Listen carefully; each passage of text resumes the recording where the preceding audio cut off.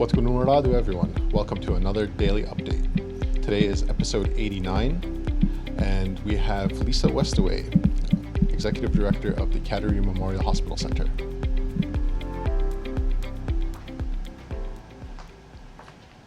Thanks. So it's the end of the week. I'd like to give a bit of an update about testing at the testing site. So both for the regular community members and for those who have returned to work. So we've basically only been doing approximately 3 to 4 tests per day, an average of 3 to 4 tests per day. So the numbers are very low right now.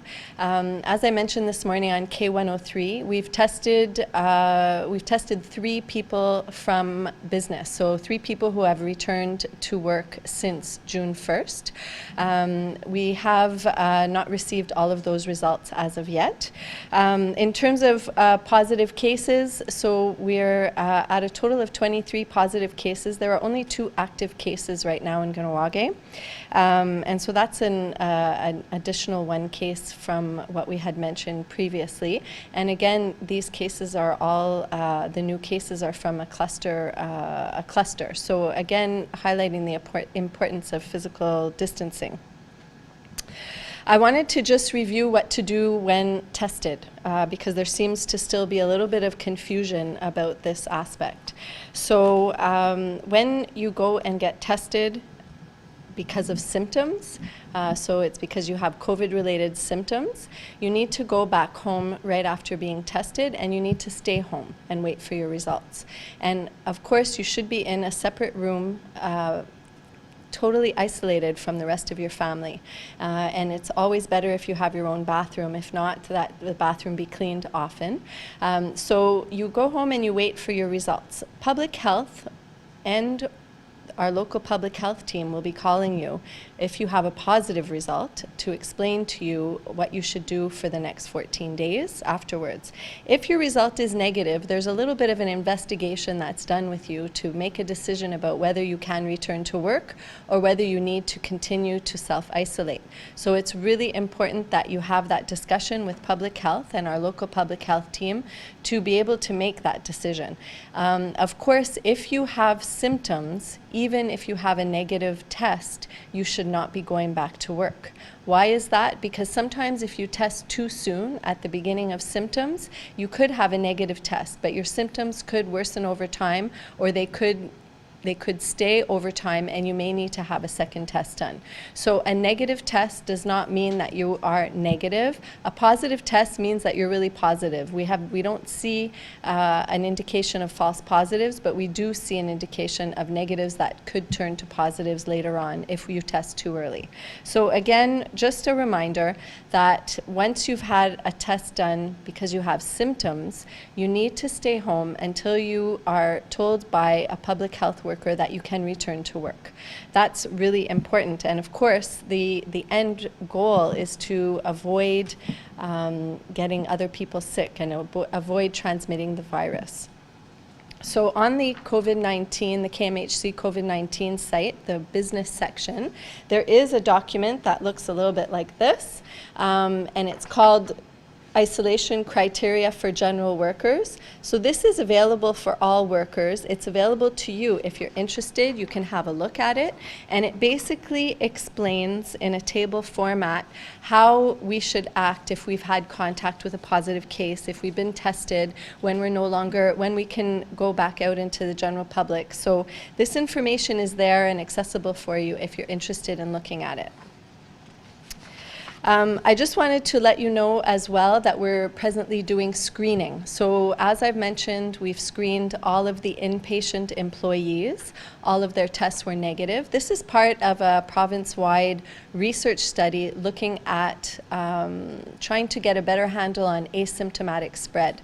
And so they're really trying to assess more than 50,000 people across the province to be able to get a better idea about this aspect of the virus.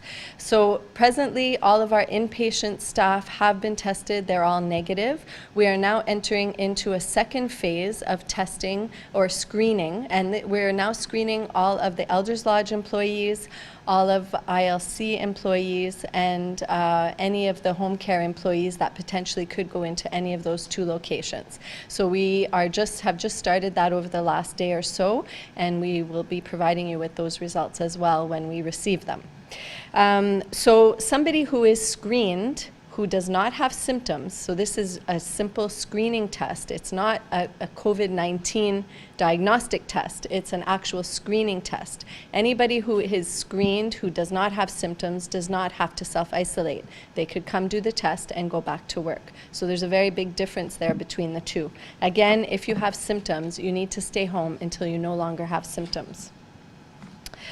So I wanted to talk a little bit about inpatient again, and I spoke about this on Wednesday, but I had a meeting with my users committee today, and they had not seen all of this information on Wednesday, so we thought it might be a good idea to repeat some of the information, considering the importance of it for community. So I first want to start with explaining what a users committee is.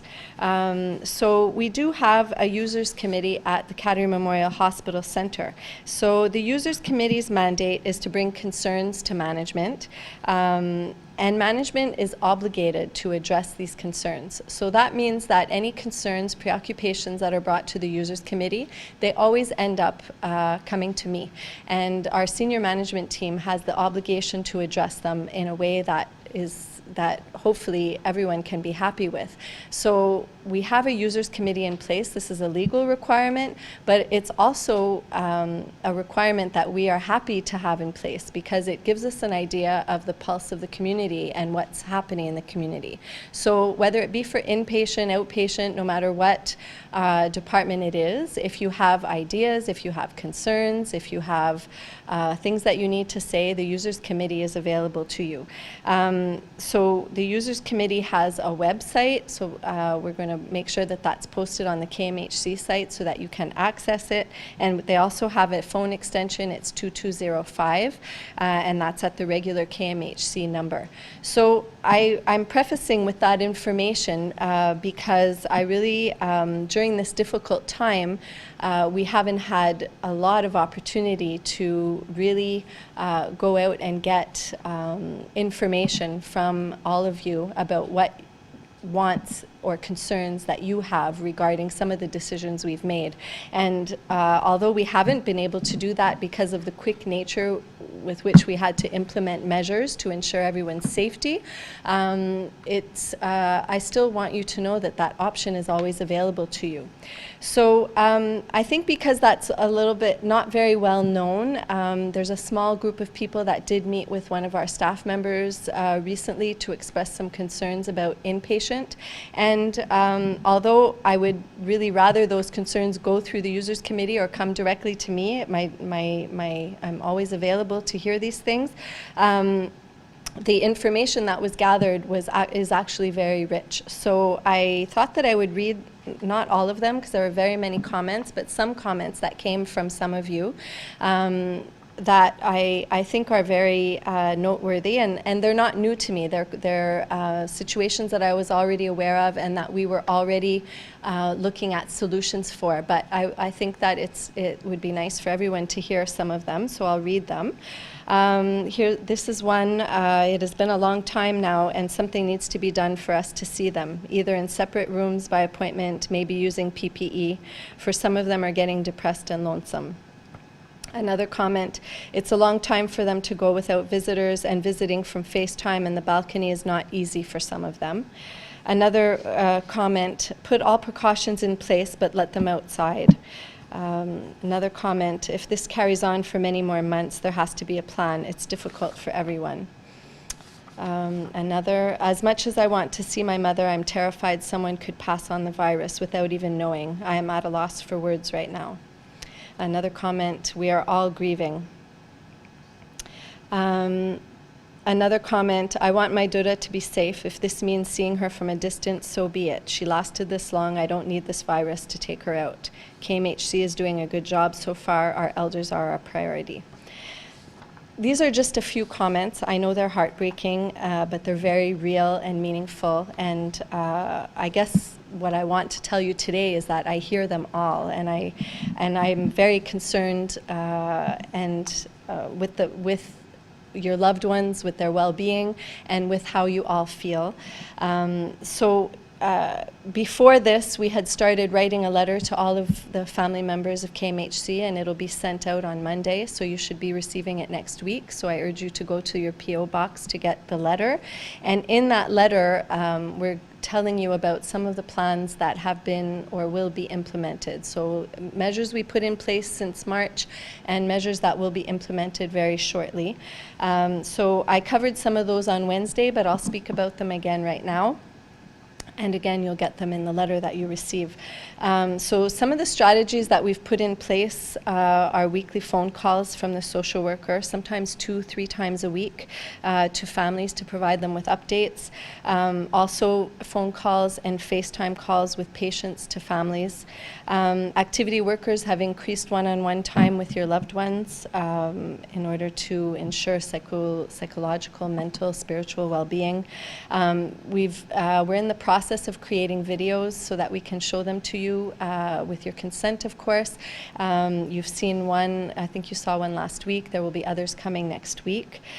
We know that we had the Mother's Day clothing drop-off. We'll have the Father's Day drop-off as well on the 21st, packaged food drop-off and clothing. There were outdoor music events. Again, as I mentioned on Wednesday, there's another one coming. We'll be calling all of you to let you know. There's a music event that will be organized, and also a mini powwow for the residents and for family members. And one thing that I wanted to mention, it was in the comments, and so it tells me that you are probably not aware that, that your loved ones can go outside right now. So this has been a new directive since about a week. So we do have a shaded area in the inner courtyard, and we are bringing your loved ones outside. So they have been getting outside. We're also working on a plan that will allow an even level visitation from 15 feet, and that will be in place starting next week, or as soon as I get results from the preliminary results from the community health check. I just want to use that as my final measure before I make a final decision. So you'll be getting calls to be able to book appointments to see your loved ones in a much closer way than you have been able to do up till now. We're also looking at other types of communication tools that allow more direct messaging, so that it's easier for you to reach someone and get information about your loved ones more quickly. So these are strategies that we're implementing, but it doesn't mean that there aren't others or other ideas that you all might have that could be very helpful. So in the message that you're going to receive, you're also going to have a date for a meeting, a Zoom meeting, and there will be instructions provided in the letter that will explain to you how to access Zoom, so that we can have a meeting with you. And again, not everybody, in the concerns that I read to you, that was a very small amount of families that were able to contribute. So what I would like to do is hear from as many of you who want to speak. So this Zoom meeting will allow that, and we may do more than one depending on how things work out, so that you can express yourselves and maybe provide other ideas that you might have to increase connections with your loved ones. So I hope that that's helpful. If you know of people who are not aware of this information, please maybe ask them to watch the video today, or to again call the users committee if there are other concerns. We're very willing to hear them, and we take all of your ideas into consideration, and they're important to us. So thank you. I hope you have a great weekend, and I'll probably see you on Sunday.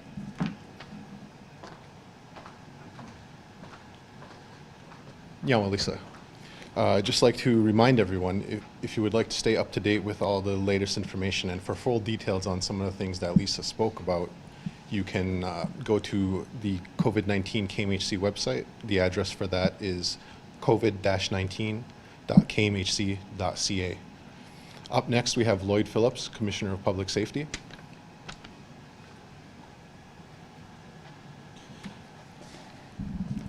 Kahnawake. Thank you, Ray. Thank you, Lisa. Well, I was just looking at some dates, and it's been 3 months.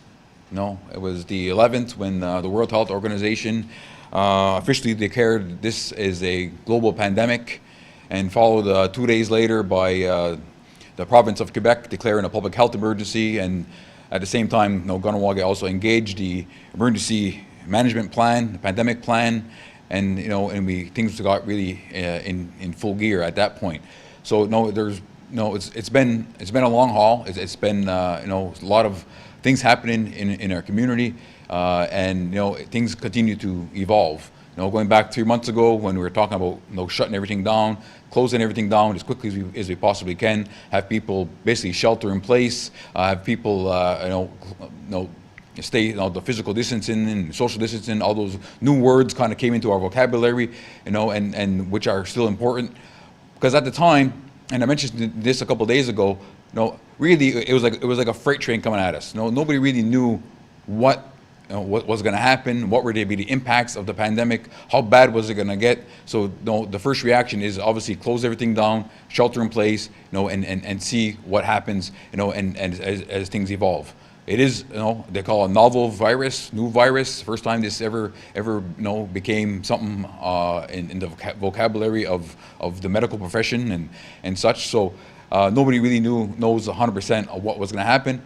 And honestly, moving forward, nobody's really 100% sure on how this will play out. Some of the studies that Lisa spoke to about testing all workers in various sectors to get a sense of where asymptomatic spread may be coming or happening, I guess to what extent that's a possibility. These are all studies that are taking place in order for the world basically to get a better grasp on what does this COVID-19 virus do, how does it react, and such. So I think it's important to keep that in mind, that as things progress, as things evolve, but we are still in the midst of a global pandemic. Yes, things have stabilized to a large extent. Before we were talking about flattening the curve, where we had those charts where we seen the numbers were rising on a very steep level, and then we were able to, through the measures, flatten that curve where it comes around, where it peaked for a while in mid-April, and then it gradually started to drop. And unfortunately, throughout much of May, and now we're already 2 weeks into June, those numbers continue to be on the downward. So that's very encouraging. But at the same time, it's a little scary because people will get the sense that they could get too relaxed. Even though numbers are heading in the right direction, things have stabilized. That doesn't mean that we could totally let our foot off the gas and in turn stop the social distancing and let down our guard in terms of when we go out and go shopping, or if business people are taking things very seriously, then as the weeks go on, people kind of get a little more relaxed. We want to make sure we keep repeating the message that we have to keep our vigilance. We have to be on top of this for the long haul. Because until we said it many times, until there's a vaccine or at least a very solid treatment to this virus, the new normal, the new reality is going to be a part of us for some time. So,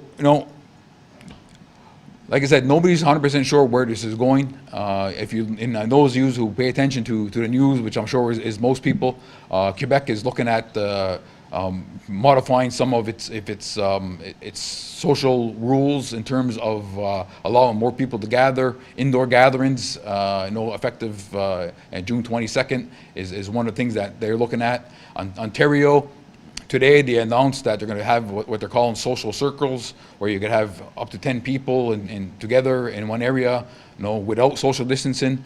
Most experts think that's a very dangerous thing, but they're moving forward in that area. So we understand, moving forward as a task force, that okay, we talk a lot about business opening and that side, which again is extremely important for many reasons, but it's also we don't forget the fact that there's the whole social element and the emotional element, the mental element that impacts each and every one of us while having these measures that restrict our access, restrict our movement, and so on. So that's not forgotten. So all these things that are happening around us, we're in the process of continuing to verify what is the best way forward for Kahnawake, and make those decisions accordingly. Now, we will be meeting again with the task force next Monday. There's a few things that we're going to be tabling in terms of maybe setting some target dates for certain things, looking at some more guidelines and regulations that we may be able to consider where we feel comfortable, and making some changes. But in the meantime, the status quo has to remain. There has been no date set for phase 2 of implementation. There has been no set date for the return or the removal of essential services only for our organizations in the community. So there's still a lot of things that have to happen in order for us to get back to more of a sense of normalcy. It's going to be a while. It's going to be a long haul. We're in this for the summer for sure. So as soon as we understand that and keep ourselves as safe as we possibly can, knowing that we have to adjust our lives accordingly. Because like I said, just because those numbers are stabilizing and they're relatively low in the big picture, it won't take much for somebody to throw some gas on that fire and it could spark back up very quickly. If you're watching the news again, I like to watch CNN at least a couple times a week to get a sense of what's happening in the States. You'll see that there's certain areas that are having numbers rising, because people are no longer respecting social distancing, which is, again, the cornerstone of keeping ourselves safe. It's not directly related to business opening. It's related to people not social distancing, not really taking things seriously, hand hygiene and things of that nature. That's the reason why we're seeing a lot of these spikes, over in some of the states in the United States. And I know maybe some people say, oh, well, the second wave has hit in terms of some states. It's not the second wave. It's a peak within the first wave, because the first wave of this pandemic we're still on the latter part of it. We're still on the end part of it. So there may be some spikes, but we're not through it. If there's going to be a second wave, that's down the road. Experts will say is months down the road, and we'll deal with one thing at a time. But if somebody reporting a second wave at this point in time is certainly premature. So we're not forgetting about the future. We're not forgetting about what may be down the path ahead of us. There's a lot of planning, a lot of discussion happening down there. But let's focus on where we are today, where we'll have to be in the next few weeks, and how we have to adjust our lives accordingly to ensure we remain safe and keep our community as safe as we possibly can. So with that, I'll leave it there, and I'll see you again on Monday afternoon. Kahnawake. Have a good weekend. Yeah, well, Lloyd. We'd just like to remind everyone to stay up to date, check the website, covid-19.kmhc.ca. Remember, physical distancing is very important. Go have a nice day.